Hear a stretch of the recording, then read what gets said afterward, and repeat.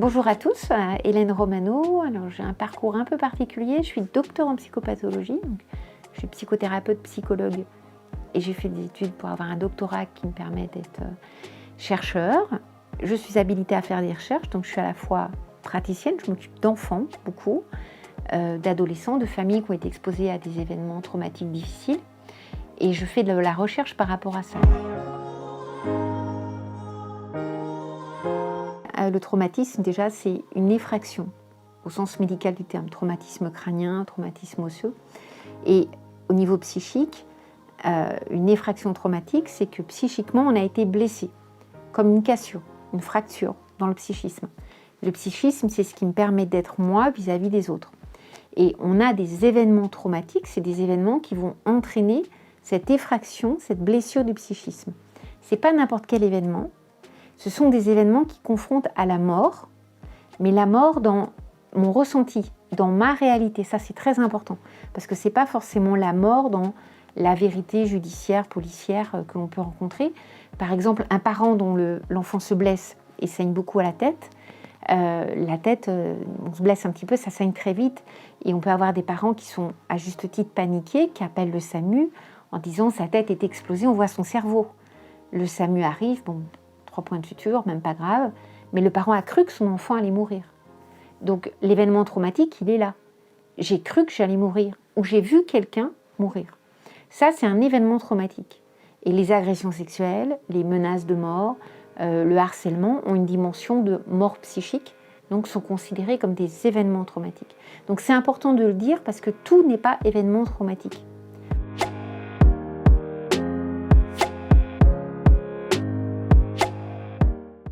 Comme événement traumatique, par exemple, la maladie d'un enfant, la maladie d'un parent, la maladie d'une fratrie est considérée comme un événement traumatique au sens de multiples pertes, de deuil que ça entraîne dans la vie d'un enfant. Il n'a plus le même rythme de vie, son corps peut changer s'il est malade à cause des traitements, ou le corps de son parent, de sa fratrie peut changer. Tout est bouleversé, donc il y a une rupture dans son quotidien, une multiplication de pertes qui peuvent entraîner des deuils, un rapport à la mort. Et c'est des petites morts cumulées qui font, dans certains cas, certaines maladies, un événement traumatique.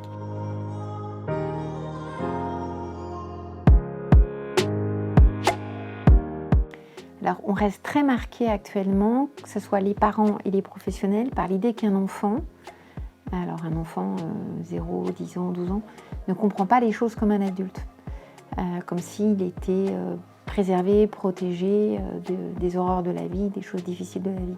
Donc ça, c'est quelque chose qui est important à déconstruire parce que du coup, on laisse les enfants de côté par rapport à des choses compliquées sans leur donner d'explications.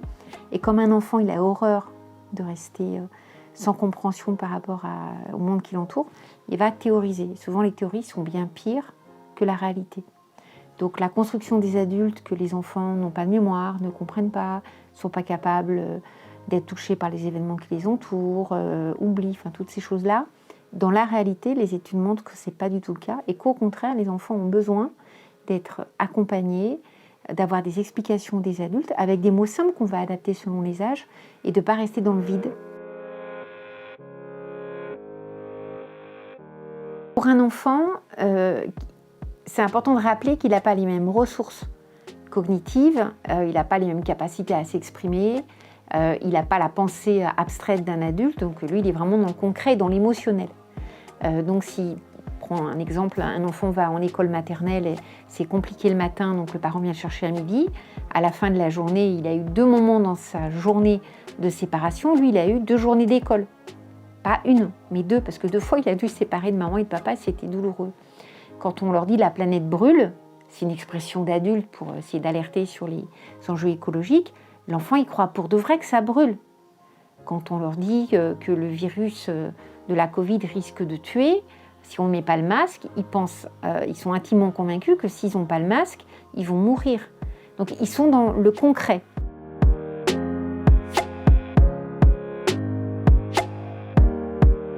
Un enfant qui souffre psychiquement, c'est extrêmement compliqué parce que l'enfant ne va pas exprimer comme nous, les adultes, sa détresse, sa souffrance. Déjà, il n'a pas les mêmes capacités en termes de fatigabilité, de tristesse. Ça a été bien montré par différentes études. Un enfant ne peut pas pleurer aussi longtemps qu'un adulte. Il s'épuise, donc il va pleurer moins, par exemple. Donc il n'a pas la même façon de s'exprimer. Donc ça, c'est déjà une chose qui est compliquée pour les adultes. Et la deuxième, c'est que l'enfant peut très vite percevoir, du côté de ses proches, qui sont pas bien, qui sont inquiets. Papa est endeuillé, maman est malade, il se passe des choses de graves. Donc je ne vais pas en surrajouter. Et en psychothérapie, on a souvent des enfants qui peuvent venir parce que les parents pensent que c'est bien de voir un psy pour savoir s'il va bien, qui nous disent il va très bien, son papa est mort mais il va très bien, vous inquiétez pas, je viens juste voir ce que l'école m'a dit que ça serait important. Et hors la présence de l'autre parent, on a des enfants qui s'effondrent totalement, qui s'autorisent à dire leur peine, leur chagrin, et à quel point ils ont pris sur eux pour ne pas montrer à leurs parents. Donc c'est doublement difficile pour le parent. Alors, quelques repères, c'est souvent soit des comportements complètement inadaptés par rapport à la gravité des faits. Mais ça peut nous rassurer. Par exemple, j'ai perdu mon mari, mais mon enfant, il rigole, il plaisante, il veut aller jouer, il veut aller voir ses copains, il demande quand est-ce qu'on part en vacances, comme si de rien n'était. Un enfant qui a un comportement, on appelle ça hyper compliant, faux self, comme si de rien n'était, alors qu'il y a des choses extrêmement graves qui se passent, ça c'est un signe d'alerte. Parce qu'un enfant, il doit manifester, alors souvent il va être manifesté par un comportement, des ruptures dans son comportement, il est plus difficile, les parents disent capricieux, mais souvent il est plus inquiet, il dort moins bien, il mange moins bien, il obéit moins bien, il n'est pas bien. Donc il nous cherche en tant qu'adulte. Un enfant qui va bien, il n'a pas besoin de se rassurer sur le fait qu'on est là. Un enfant qui va mal, il va avoir des troubles du comportement à ce niveau-là. Donc ces troubles-là vont nous alerter, mais pas forcément avec l'idée qu'il est en peine, en chagrin, parce que ce n'est pas des signes que les enfants ont habituellement, comme les adultes, quand ils sont dans la peine et dans le chagrin. C'est plus des troubles du comportement, mais qui sont à repérer. Donc tout ce qui est rupture de comportement, pour un parent, c'est un élément d'alerte qu'un enfant ne va pas bien, et tout ce qui est un comportement hyper adapté par rapport à un événement compliqué. C'est vraiment les deux éléments.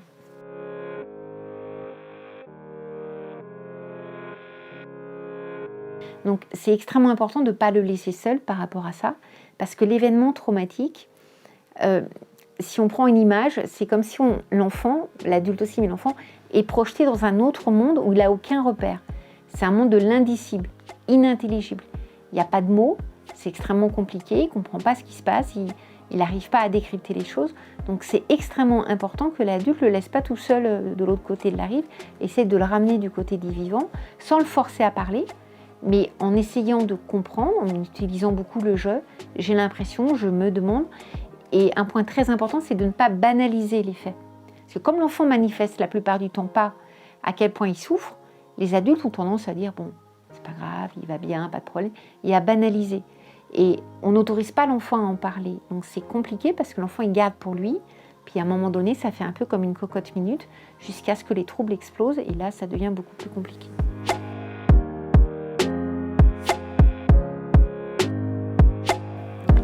Alors, si on parle de l'hypothèse qu'un enfant, c'est un sujet, on devrait parler aux enfants dès leur naissance. Alors, ça paraît étrange certaines fois de se dire on va parler à un bébé d'un décès, qu'est-ce qu'il y comprend. Mais c'est très important. On a fait des études sur l'impact pour les bébés quand il y a des drames autour d'eux, des guerres, des catastrophes, des décès, des maladies. Le fait que l'adulte parle au bébé, ça permet qu'il n'y ait pas de secret, pas d'interdit. La maman, elle peut dire à son bébé qu'elle est très triste parce que son papa, il est mort, mais c'est pas à cause de lui, elle est heureuse qu'il soit là. Et le fait de mettre des mots sur ses propres émotions, ça permet de rester disponible psychiquement. Donc on parle aux enfants à tous les âges. Bien évidemment, on adapte le vocabulaire. On essaie d'utiliser les mots les plus justes possibles. Alors des fois, on tâtonne. C'est un petit peu compliqué. Mais c'est extrêmement important de mettre des mots avec ce qu'on appelle l'empathie transitionnelle. Transitionnelle, c'est mettre du sens, traduire et permettre à un enfant, face à quelque chose qu'il ne comprend pas, d'aller vers la rive de quelque chose qu'il comprend. Et il y a plusieurs petites astuces. Dire « je », c'est extrêmement important. Utiliser ce qu'on ressent en levier relationnel. Je te trouve, je te sens, j'ai l'impression, je me demande, parce que ça va créer ce qu'on appelle en psy une intersubjectivité. Ça va recréer du lien entre l'enfant et moi, l'enfant et le monde extérieur, alors que l'événement traumatique l'avait complètement expulsé de ça. il était complètement seul au monde. Donc du coup, je le réintègre dans la communauté des vivants, et je dis « je », et ça laisse aussi à l'enfant la possibilité de se dire que c'est la vie de maman, c'est pas forcément mon point de vue. Et ça laisse aussi entendre que mon point de vue n'est pas forcément mauvais.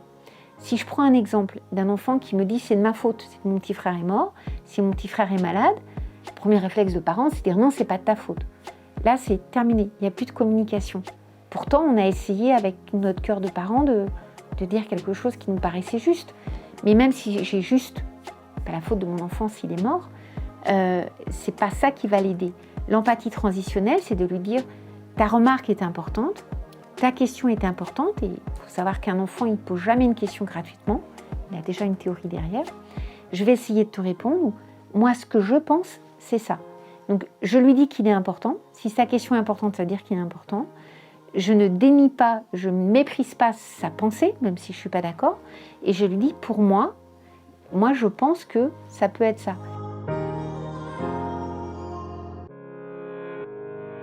La marche, elle est extrêmement large. Il y a des repères à avoir. Un des repères, c'est qu'un enfant de 0 à 3 ans, c'est ce qu'on appelle le préverbal. Il n'a pas les mots pour parler, pour s'exprimer. Il va beaucoup manifester par le corps. Donc, on essaye de lui mettre des mots le plus simple possible. On sait qu'il ne se repère pas dans le temps, donc on ne va pas donner des référentiels de semaines. Ce n'est pas quelque chose qu'il va comprendre. Par exemple, un tout petit de 3 ans dont le parrain se marie, si on lui dit « parrain, il se marie dans 2 mois », il est incapable de dire dans 2 mois, il ne sait pas ce que c'est. Pour lui, c'est demain. Donc, on ne va pas forcément anticiper trop tôt. Si par exemple un enfant a perdu un parent, il y a les obsèques, on va 1 semaine, 4 jours, ça n'a pas de sens. Donc, on va le prévenir au moment où les choses se passent. La représentation du temps, elle est très émotionnelle chez l'enfant. Il commence à percevoir les jours, les mois, les semaines, les années quand il a 9-10 ans. Et à 9-10 ans, c'est la pensée abstraite qui commence à vraiment s'ancrer dans le mode de fonctionnement neurocognitif de l'enfant. C'est aussi un âge de référence pour les parents face à des situations compliquées. C'est l'âge, globalement, bien évidemment, à partir duquel un enfant intègre que la mort, c'est quelque chose d'universel, d'irréversible et qui ne s'attrape pas. C'est 3 dimensions très importantes. Avant cet âge-là, chez un enfant qui n'a pas été endeuillé, qui n'a jamais vu même une petite souris morte, qui n'a jamais été confronté à la mort, ça reste assez virtuel. Le bisou de la princesse, le jeu vidéo, je rachète mes vies. On est mort, puis on n'est plus mort. On va essayer de mettre des mots les plus justes possibles. Par exemple, quand un parent ou un proche se suicide, souvent, on va éviter, les parents pensent bien faire, en évitant de mettre le mot suicide. Mais avec les réseaux sociaux, les enfants apprennent très vite que le parent s'est suicidé ou que la fratrie s'est suicidée. Et le suicide dans notre culture est très péjoratif, très connoté négativement, c'est très honteux. Ce n'est pas le cas dans d'autres cultures, mais en Occident c'est le cas. Donc il vaut mieux dire il s'est donné la mort, et ça s'appelle un suicide, on met les bons mots. Et là, l'autre étape, il vaut mieux si c'est un problème de maladie psychiatrique, là aussi c'est très connoté négativement, mais c'est plus simple pour un enfant même petit de dire il était malade d'une maladie qui s'appelle la schizophrénie, que de dire il s'est donné la mort, il s'est suicidé parce qu'il était malade. On se dit que ça suffit, c'est déjà assez rude comme ça. Sauf que malade, le tout petit qui est vraiment dans le concret, qui est incapable d'avoir acquis le côté abstrait, la prochaine fois que l'autre parent va avoir un rhume et on va dire il est malade, il va mourir. Donc il vaut mieux mettre un mot compliqué. Donc on essaye d'ajuster.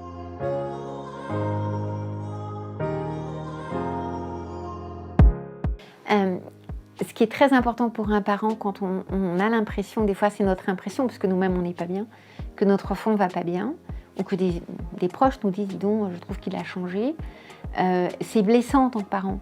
Parce que quand on est parent, on a envie que notre enfant aille bien. Donc quand l'école nous convoque ou des amis nous disent « ah, il est comme ci, il est comme ça », on ne le vit pas bien. C'est une blessure narcissique qui n'est pas facile à dépasser. Donc il faut arriver à la dépasser et pas rester seul.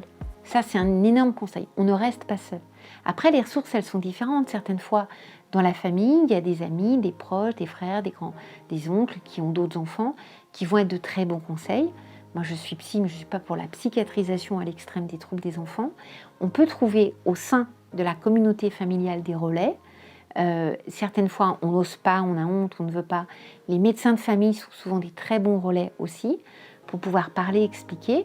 Après, quand on est encore plus inquiet, il y a des associations et multiples selon le type d'inquiétude que l'on a, de maltraitance. Il y a le 119, de harcèlement, il y a des numéros verts, il y a beaucoup de numéros verts gratuits où on peut parler de façon anonyme pour avoir une guidance, une aide. L'idée, c'est qu'on ne reste pas seul. On en parle, soit autour de soi, parce que ça peut être un bon relais, et encore une fois, on n'a pas tout psychiatrisé, soit auprès de professionnels ou d'associations un peu spécialisées. Sur le deuil, il y a un tas d'associations qui existent, qui font un travail remarquable de guidance véritablement pour les parents. Et puis, quand vraiment c'est compliqué, bien évidemment, les psychothérapeutes sont là pour accompagner. Mais ça me paraît important de ne pas psychiatriser, comme trop souvent on le fait. La vie, c'est important, même si c'est difficile de le dire, elle est merveilleuse, mais elle est faite d'épreuves, de difficultés. On peut faire grandir nos enfants dans une bulle, c'est pas forcément ça qui les aidera à faire face aux difficultés. Si on les aide à grandir en disant oui, il y a des choses difficiles, mais on est plus fort ensemble pour les dépasser, ça c'est quelque chose d'extrêmement précieux.